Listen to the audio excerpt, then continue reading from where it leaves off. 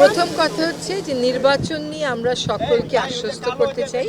এখানে নির্বাচন কমিশনের প্রতিনিধি আছেন।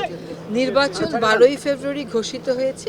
নির্বাচনের সকল প্রস্তুতি তারা শেষ করে এনেছে এবং নির্বাচনের জন্য সাধারণত যে ধরনের চ্যালেঞ্জগুলো থাকে সেই ধরনের চ্যালেঞ্জগুলো মোকাবেলায় সরকার পূর্ণ প্রস্তুতি নিয়েছে। এখন দেখা যাচ্ছে যে কিছু বাড়তি চ্যালেঞ্জ আমাদের সামনে চলে আসছে। সেইগুলো মোকাবেলা করার জন্য আমাদেরকে আসলে আরও বেশি প্রস্তুতি নিতে হবে। আপনারা জানেন যে নৃশংস একটি হত্যাকাণ্ডের শিকার হয়েছে ইনকিলাব মঞ্চের মুখপাত্র আমাদের সকলেরই প্রিয় হাদি, যাকে আমরা এখন শহীদ হাদি বলছি।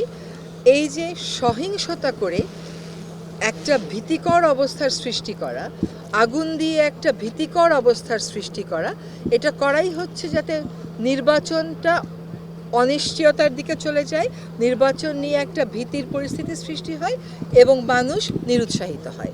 সেজন্যই আমরা বাড়তি কাজ হিসেবে বলছি এই ব্যবস্থাগুলো আজকে দেখছেন, ভোটের গাড়ি, এগুলো হচ্ছে জনগণকে বলা যে সরকার নির্বাচনের জন্য বদ্ধপরিকর। সরকার জানে জনগণও ভোট দিতে খুবই আগ্রহী, রাজনৈতিক দলগুলো নির্বাচনের পক্ষে আছে। এই সময়ে ইন্টারনাল বলেন বা অন্য রকম বলেন, সেখান থেকে যত চ্যালেঞ্জগুলো আসবে সেগুলোকে আমাদের মোকাবেলা করতে হবে, সেগুলোর জন্য বাড়তি প্রস্তুতি আমাদেরকে নিতে হবে। এখন নিরাপত্তাটাকে একটা বড় ইস্যু করে ফেলা হচ্ছে মানুষের মনে ভয়টা ঢোকানোর জন্য। কিন্তু সেটাই যদি হতো, মানুষ যদি ওইটাকেই ভয় পেত, তাহলে কি জুলাই আগস্টে মানুষ এভাবে করে প্রাণ দিত না তো। এই জাতির ভয়কে জয় করার একটা ইতিহাস আছে, এই জাতীয় সেই ইতিহাস আবারও নিশ্চয়ই পুনরাবৃত্তি করবে। আর আমরা এই ভয় দিয়ে জয় করার যে একটা অপচেষ্টা, সেটাকে একেবারে গুড়িয়ে দেওয়ার জন্য আমাদের প্রস্তুতিটা করে যাচ্ছি এবং প্রস্তুতি আরও জোরদার হবে। আমি নিশ্চিত যে নির্বাচন কমিশন স্বরাষ্ট্র মন্ত্রণালয়ের সাথে তাদের যে কোঅর্ডিনেশনটা আছে সেটাকে আরও বাড়িয়ে নেবে। হাদির পর আজকেও খুলনাতে আরও একজন গুলিবিদ্ধ হয়েছে। এর মধ্যে আপনারা প্রথম আলো, ডেইলি স্টার এবং অগ্নিকাণ্ডের ঘটনা ঘটেছে এবং এর এক অগ্নিকাণ্ড হয়েছে, এর আগেও কয়েকবার চেষ্টা করা হয়েছে।